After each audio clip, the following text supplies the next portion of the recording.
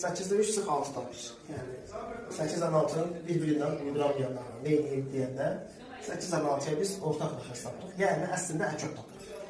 Əkot da nədir? Elə bir ədəd seçək ki, həm 8-ə həm 6-ya bölünsün. Bu ədəddə 48 olar, deyə bilərsiniz. Niyə? Bir başa tapamasan 6-nı 8-ə vur 48 olur. 6-nı 8-ə vur 48 tapsan, sonra 8-i bir 2-yə bölün demişəm.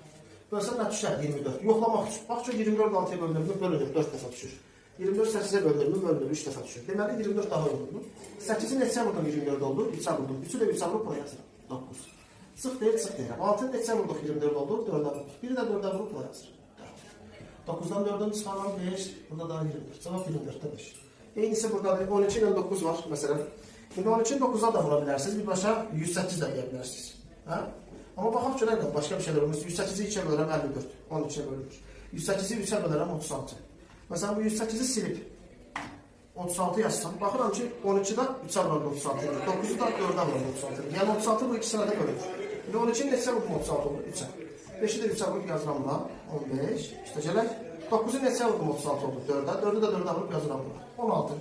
15-dən 16, sürətdə 31, aşağıda 36, yəni 36-31 oldu bizim zaman. Kəsilərin toplanması, çıxılması bu qədər.